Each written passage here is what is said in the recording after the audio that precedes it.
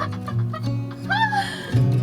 gonna start with the smallest ones that I'm gonna have in my back cargo doors. I got the, I can't remember which way to say the dimension, but I believe these were the 300 by 500. I think they do the height dimension first of 300 millimeters by 500 millimeters in width. And this is what I'm going to put in my cargo doors.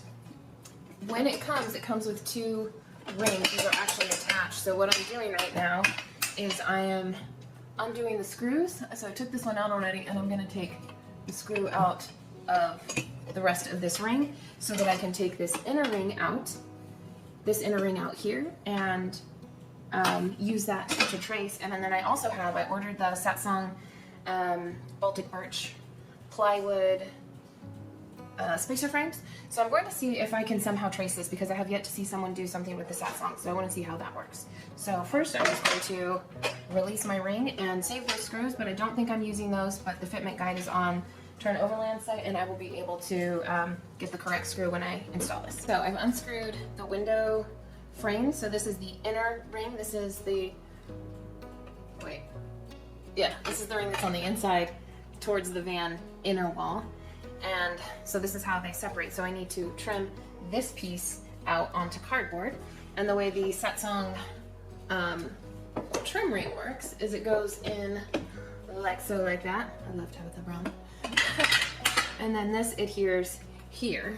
And so that gives you something for this window to properly seal against, because van wall, the sheet metal is way too thin to just have these windows secure to themselves. So you need this little spacer, so to speak, to give it something to secure to, and also to flatten out your van wall surface a little bit, because van walls tend to have a slight curvature to them.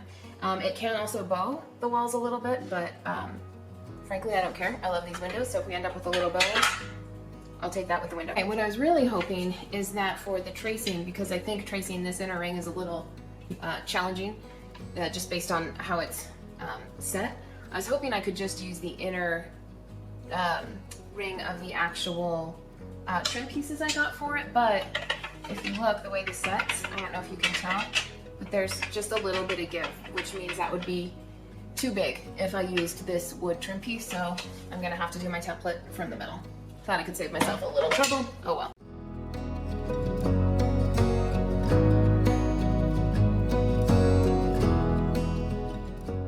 I was able to use the Satsang ring, the inside of it, to measure it, because I double checked on Arctic Tern, and your template should actually be about 3 millimeters more than your window size. So I have 300 by 500 millimeters, so this measures 303 by 503 millimeters. So it seems counterintuitive, but the window is cut just a little bit bigger. So I'm going to verify my measurements, and I'm going to use two templates. So one of them is I'm going to make sure that this fits here in the window. What I'm going to use is this for my cutout though, this inner piece that I did, because this I can trace easier. So I'm going to verify my measurements on this, that this is 303 versus 500, because I bet you this is like 305, or yeah, that would be the right measurement for that. So I'm just going to verify my measurements, see that the templates work. I have another half a cardboard box to work with. If I can get this right, I'm hoping to just reuse the template for the next window, because I have two of the exact same size windows. I verified my measurements, and this is correct. This template is. This one is a little bit longer, like I suspected on this height, just because of the trouble I had cutting it. Part of that trouble I had cutting it is the Arctic, or the, I keep calling it the wrong thing, so it looks like they're actually, no, it's still Arctic Tern windows, but the Tern Overland box is pretty thick. It's a few layers of cardboard. So if you have an Amazon box, those are a little bit thinner. There's pros and cons. This is going to be a little more sturdy for me to hold up and tape around and give my pen more of an edge to slide around when I trace it onto my van. But the kicker was this was much more challenging to cut and to get an exact cut for this outer template. So kind of pick your poison, but I think my future templates I'm actually going to cut out of Amazon boxes if I can find some big enough for the other windows. Now that I found middle, the next thing I want to do is go in the van and see how this fits inside, and then I can place the template outside. And I'm also going to bring the blinds, because I want to see how those look as well. So it's going to be a lot of pretending fit for a minute before I do any cutting. The goal is to install at least one window. Unclear how successful I'll be based on how everything went disastrously wrong with the fan, but I'm going to try. At the very least, I'm going to be able, I don't know if you can see, these minor support structures, I am going to grind those away. So that's going to be the first thing I do today, because at the very, I guess very least I can do is get my templates up and mark the windows where I'm going to cut them. So we'll see.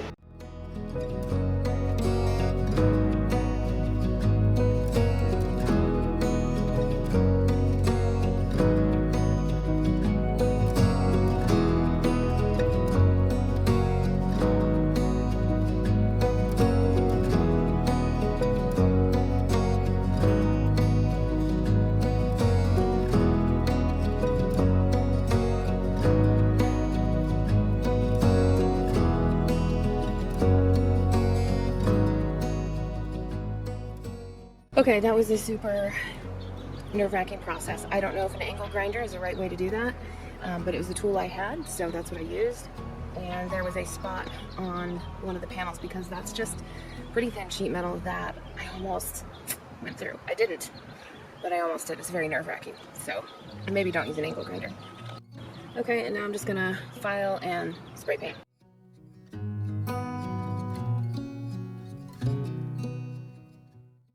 Don't do stupid things like grab the thin metal out, the thin metal edges, because this is the stupid stuff that happens to you. I washed it. It's not really, it's not that deep, but the only bandages in my mom's house are, anyway, it's Disney, so don't be stupid. After a ton of measuring, this is what I've decided. This is where the window's going to go, so I'm going to trace it, double measure it, and then I'm going to cut another large hole in my brand new van. I got this.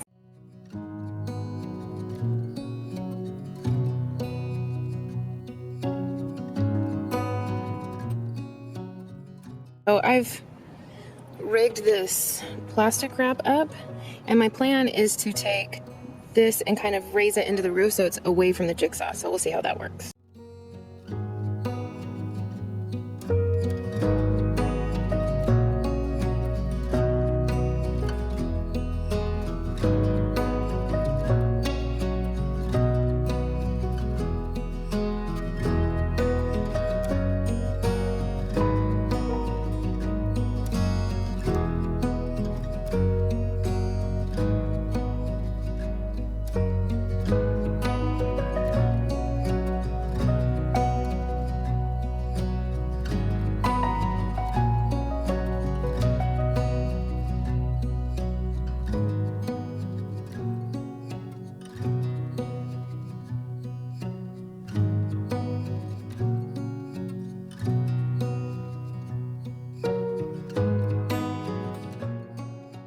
I am freaking dripping sweat like into my eyes. I'm covered, I don't know if you can see, in these metal shavings.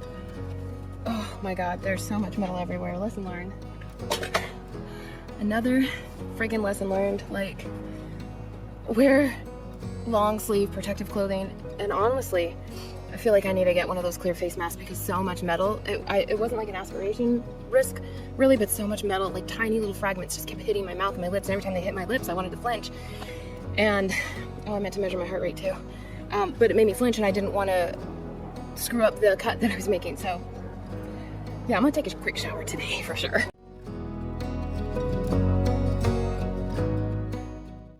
Alright, something to keep in mind is if you're using the VHB tape to adhere your frame spacer onto your van, make sure your tape is the same width as your frame. They sell this tape in different widths, and I honestly just lucked out. It was not something I even considered. I was just trying to get this tape really quick on Amazon. I couldn't find it at any local stores, even the auto stores, so I very much lucked out. So just make sure that your tape will match the frame that you either buy or make. The sun is coming out. It is just really starting to scorch. It's like 90s, of course, because it's Phoenix in October.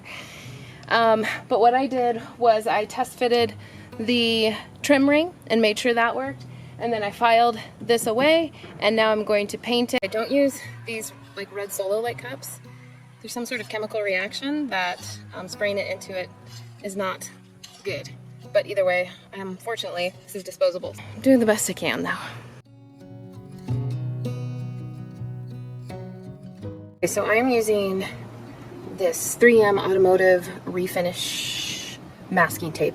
It's yellow, and the reason I'm using this is because it's actually what Flare Space recommends to hold their flares in place. So I figure if it can hold a whole flare, it should be able to hold a window up. Since I'm doing this on my own, I'm going to be excessive because I don't want to take the chance of the window popping out while I'm on the inside, making sure it fits together. I'm so excited for this though. So far, my first window is awesome. Every fit I've done, every measurement has been just, everything's working out so nicely, which is so rare, rarely expected, and particularly since my Max fan install went so incredibly poorly. This metal is really, really friggin' hot. I suppose I could have waited and done this when it was cooler, but I'm very anxious to get this window in. And there was no reason to wait. I'm not waiting for anything to cure. The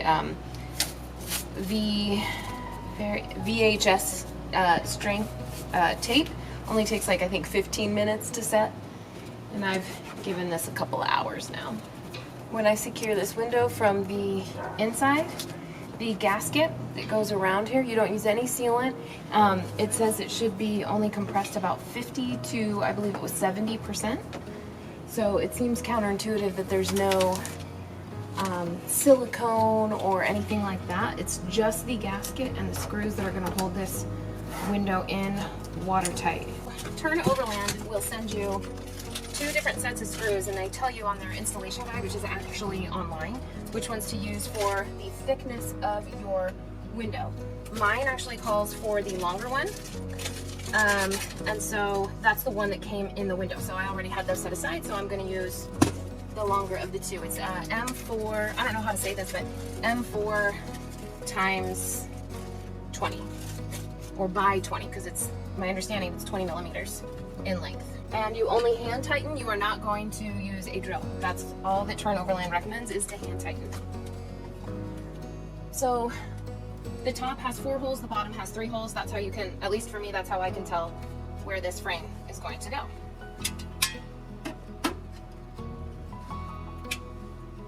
And then these hooks are where your blinds are also going to rest. So that's how you can tell which side is up as well. This is where your screen will hook onto.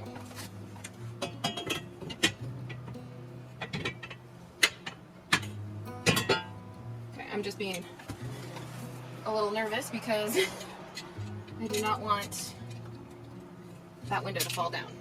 I don't think it would. I've got a lot of tape out there, but you know. Tern Overland says in their instructions, if you over tighten, you can damage the gasket. So that's the thing, keeping the water out. I have a window. I have my first window in. I'm gonna make sure it works. Let me take the tape off here.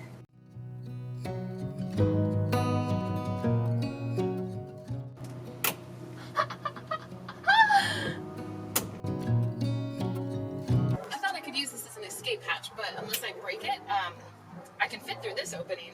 But this, I didn't take into account the tilted angle of the window. But I have a freaking window!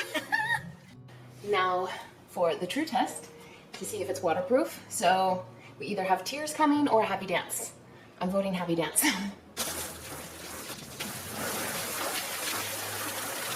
Okay, let's see if I cry. She's dry! She's dry! It worked! Okay, next I'm going to put the blind assembly in. Blind/screen assembly. So when you put your windows in, you need to make sure you're leaving enough room on the top, the bottom, also on the sides. But this blind assembly needs to open because it's got 4 little screws.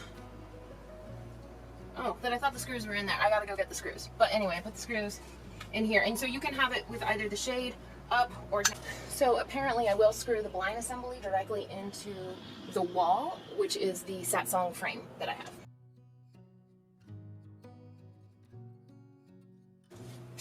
Well, that is 100% annoying. The Satsong frame does not allow me to screw anything into it because it is not wide enough on the corners, which makes sense. I'll just have to wait till I build out my walls before I can put the screen up. So that's all right. Sucks a little bit. I was really hoping to have the whole thing completed, but that's all good, right? Part of their freaking build, huh? Closed.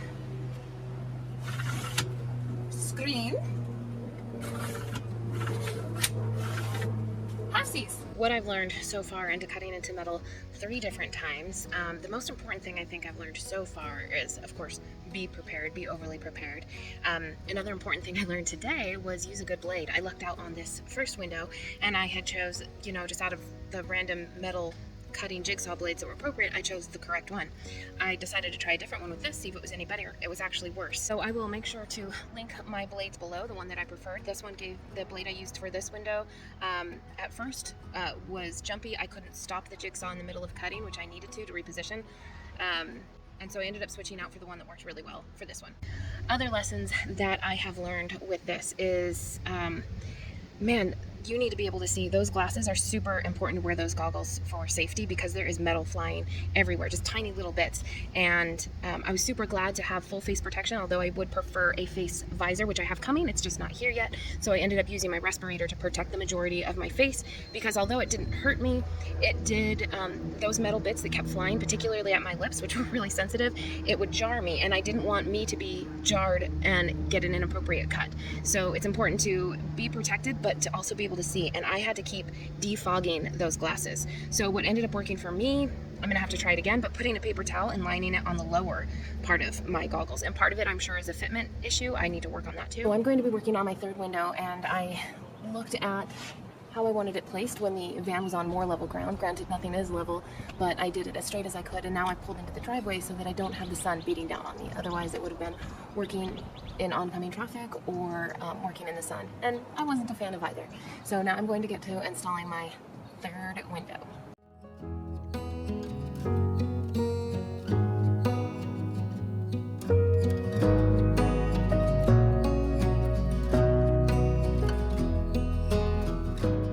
What I've done is I added this 3M Automotive refinishing masking tape in strategic places to remind me to stop my jigsaw, so I'm not creating a lot of vibration with the very thin metal as I go through it.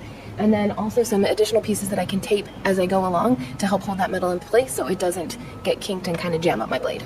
I found cutting metal, a lot of it goes all over the place. So I always make sure I wear this long sleeve shirt and I flick the collar up to protect, it gets even on the back of my neck. It makes it pretty hot. It's a sun shirt, which is really nice, so it can help with the sun, but it's worth it to not feel these stingy little tiny metal slivers just smacking at me. So I'm also going to wear ear protection. I have a face shield, and then I'm going to wear just my regular glasses under that so I can see a little better, because I found yesterday when I was using the goggles, they fogged up so much it blurred my vision. It made it really hard to see the line, so I want to make sure I get this straight. I'm super excited for this face shield too. Well, the metal bits won't hit my lips. I don't know if you can hear that, but now the metal bits won't hit my lips, and that really stings when they do.